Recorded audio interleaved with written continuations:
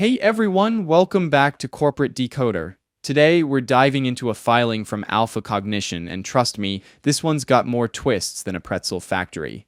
We're talking executive pay, board compensation, and a whole lot of numbers. It's like they're trying to solve a complex puzzle, and we're here to see if all the pieces fit or not. Alpha Cognition, a company focused on treating neurodegenerative diseases, particularly Alzheimer's, just released some interesting information. This report isn't their usual quarterly or annual financial update, but an 8K filing, which means they had something important and immediate to tell investors.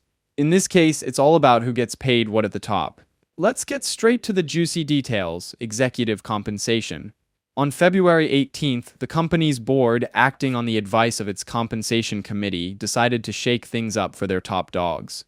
This is about how much money their Chief Executive Officer, Michael McFadden, and Chief Operating Officer, Lauren D'Angelo, will be taking home. Michael McFadden, the CEO, is looking at a total compensation package of $3.5 million.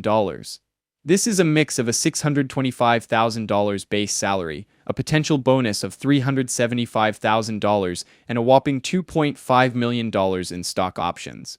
Stock options give him the right to buy company shares at a certain price, hopefully making him richer if the company does well. Lauren D'Angelo, the COO, isn't doing too shabby either.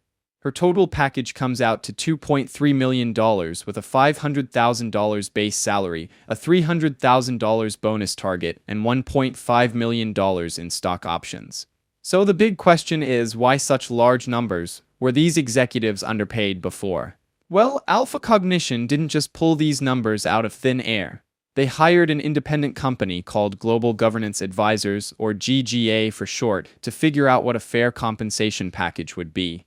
This company looked at what similar companies were paying their executives, and it turns out that Alpha Cognition's CEO and COO were being paid less than their peers. GGA created a peer group of 14 similar companies to benchmark executive compensation. They looked at companies that were similar in size, in the same stage of development, and with similar business strategies. This helped them determine what the going rate was for top executive talent. The review found that the CEO and COO's base salaries were below the 25th percentile compared to the peer group, meaning they were being paid less than at least 75% of their counterparts in similar companies. The long-term incentives, mainly stock options, were also below the 25th percentile. The compensation committee decided that the CEO and COO should be compensated at the 50th percentile of the peer group. This means that they wanted to pay them around the average for similar executives. The idea is to attract and retain talented leaders who can drive the company's success. So what kind of companies did GGA use to compare Alpha Cognition to? They looked at companies with similar market capitalization, which is essentially a company's total worth in the stock market. Companies that are primarily in the pre-commercialization stage, since Alpha Cognition is still developing their products, companies with a similar business strategy, and publicly traded companies listed on major North American exchanges. Now let's talk about the folks sitting around the board table. On the same day, February 18th, the board of directors also approved compensation packages for themselves. This includes cash and stock options for the board chair, committee chairs, and regular board members. It's important to remember that the board oversees the company's management and makes important decisions, so their compensation is also a key piece of the puzzle. Len Mertz, who is the chair of the board and also chairs the audit committee, is looking at a total package of $280,000. This includes a $70,000 base salary and $95,000 in stock options, but interestingly, he's getting paid his salary in the form of more stock options instead of cash. He is also getting a one-time stock option grant of $100,000 and an extra $15,000 for leading the audit committee. Philip Mertz, who is a director and chairs the compensation committee, gets a total of $247,000, including a $40,000 base salary, $95,000 in stock options, a one-time stock option grant of $100,000, and an extra $12,000 for leading the compensation committee. Ken Cockell, another director, a member of both the compensation and governance committees, gets a total of $246,000, with the usual $40,000 salary, $95,000 in stock options, a one-time $100,000 option grant, and $11,000 for being on those committees. And so on for the other directors.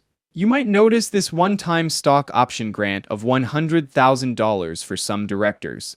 The company calls it a catch-up bonus because these are long-standing non-employee directors. Basically, they're making up for any previous compensation they might have missed out on.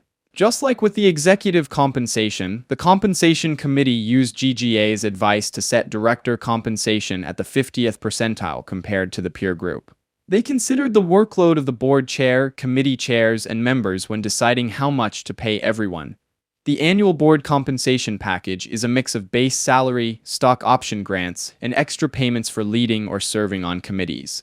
So what does all this mean for Alpha Cognition? Well, it seems like they're trying to align their compensation with industry standards to attract and retain top talent. Paying executives and board members fairly is seen as a good practice to keep them motivated and focused on the company's success. But it also raises the stakes. If the company doesn't perform well, these high salaries and stock options could raise some eyebrows. Now, looking at these numbers, Alpha Cognition seems to be investing heavily in its leadership, hoping that this investment will pay off in the form of successful drug development and commercialization. Their financials aren't mentioned here but can be found in their other filings, but they're clearly prioritizing top talent. However, there are risks involved with investing in a company like Alpha Cognition. Drug development is a long and uncertain process, and there's no guarantee that their Alzheimer's treatment will be successful. Also, the company will need to continue raising capital to fund its operations, which could dilute existing shareholders' ownership. Overall, Alpha Cognition's move to increase executive and board compensation suggests they're serious about competing in the biotech space and rewarding the people steering the ship. However, investors should keep a close eye on the company's performance to make sure these high salaries and stock options are justified. Thanks for watching. If you found this breakdown helpful, please hit the like button, leave a comment, and subscribe for more corporate decoder videos.